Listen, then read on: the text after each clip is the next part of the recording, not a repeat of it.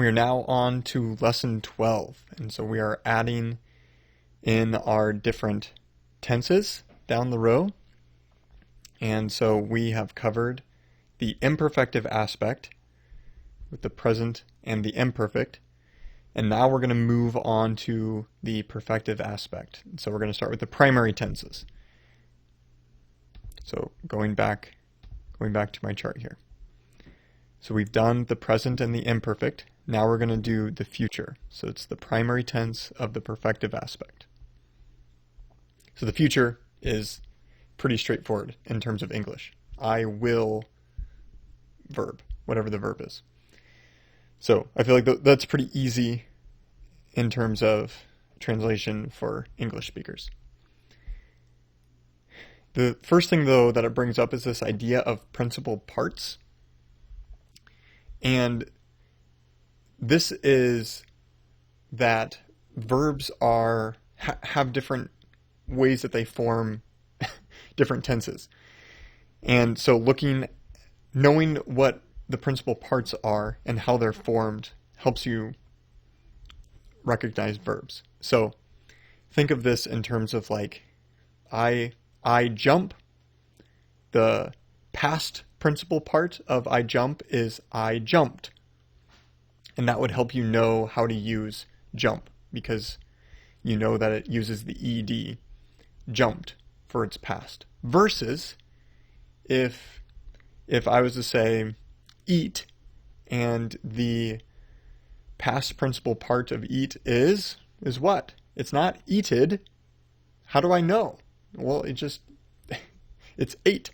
And so maybe if you were learning English, you would look up a principal parts chart, and you would see how eat is formed in the past, and then that would help you know how to form it. And so it's bringing up this idea of principal parts. So if you just go to Google and Google Greek principal parts charts, you're going to get lots of options. And so the first one here is pretty good. It explains it. So in Greek, there are 6 principal parts, mainly based off of tense. So notice that there's a present principal part, a future, aorist, perfect, and then the last 2 are perfect middle passive and then aorist passive. Every form of the verb will use these principal parts as it forms these tenses, this tense and this voice. And so you can use a chart to see whether a verb is irregular or not. So you can notice here, like akuo, then akuso, ekusa, ekikoa, and so on. So like that gives you how this verb is formed in these different tenses. So that's principal part. This is a principal part chart. The principal parts are the present active, the future active, the aorist active, the perfect middle passive, and the aorist passive. So we haven't learned any of those. All we've learned is the present active so far. The reason it's talking about it now is because we are now going to learn the future active, which in Greek is the second principal part. There are some words that have unusual future forms that aren't recognizable from their present. So like akuo becomes akuso, that's regular. In the future, we just add a sigma, and then the endings. However, if you look like right here, veno becomes visome. There's a change there. And so that's where a principal part chart can help you. Because you can come across visome and like, where is that coming from?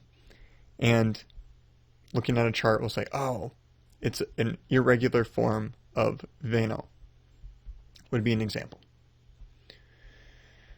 So this is one that's on there. I like, if you scroll down, there's probably one that says Ancient Greek Tutorials. I find this one pretty helpful. It doesn't tell you, like it doesn't say present active, future active. That's what's hard about it. But it's searchable. So if you hit Control F, and if I want to, search Well, where's luo at? Luo. There's one there. I can search. Oh, it's the third one. I didn't even see it. So there, you can see the forms of luo right there.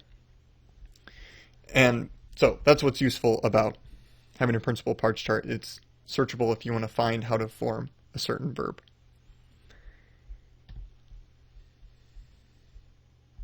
Okay, so the whole reason that we're talking about principal parts is because we're moving on to the second one, the future active, and then we're going to do the middle as well. Good news is you don't have to learn any new endings. The future active endings are just the present tense endings, but you add a sigma. So rather than luo, you have luso. Instead of luomen, you have lusomen. Instead of Luis, you have Lucis. That's pretty easy. And the other good news, it's the same exact thing for the future middle indicative. Instead of luome, you have lusome. And so on. So no new endings, just know you add a sigma. But notice that it's only the active and middle, and that's because the future passive is irregular, or not irregular, but different. It's different from the future middle. So we'll learn that later. But the active and middle are very easy because it's just the present tense endings that you're used to, but you just add a sigma before. However, that sigma can contract with the letter before it. So here, if your word has a labial, which is a P, Veda, and a Phi. Those are all letters that you kind of use your lips for. Versus palatal stops, kappa, gamma, chi. You can feel all of those kind of in the back of your throat. And then dentals are what you use your teeth for. T, d, and th. When you add a sigma to these, they contract together. So let's look at some examples here that they have. So pempo, notice it ends with a P there. When you add a sigma there, it becomes pempso, and it becomes a psi. That one's pretty straightforward. Same with blepo, becomes vlepso. Grafo, because phi is still a labial, using your lips, it becomes grapso. It becomes a psi. Okay, so that was for the labials. For the palatals, for the ones in the back, it becomes a xi. So archome becomes arxome. Or ago becomes axo. So rather than gamma sigma, those combine together to make the xi. And then the dentals, it has two examples here. Baptizo, z, that's a dental, use your teeth. The sigma just makes the dental drop out. So baptizo becomes baptizo in the future.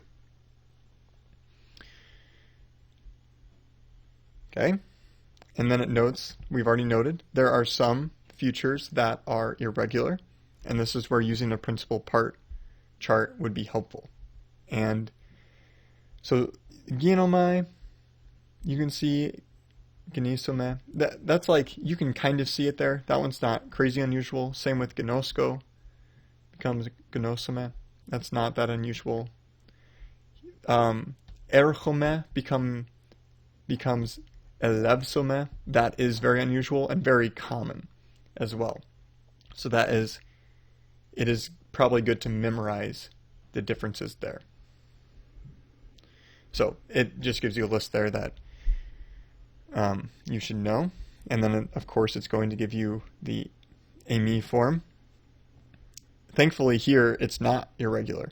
All it is the middle endings, the middle future endings. So you see the sigma and then the middle ending, and then an epsilon at the beginning. So really, with the future of AMI, you don't really have to memorize much. But, okay, that is lesson 12. We hope you enjoyed this episode of the Bible Toolbox. All of the resources mentioned in this episode are posted on our website, thebibletoolbox.com.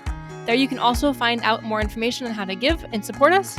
And we have loved all of the encouragement and feedback we've received from you. So thanks so much.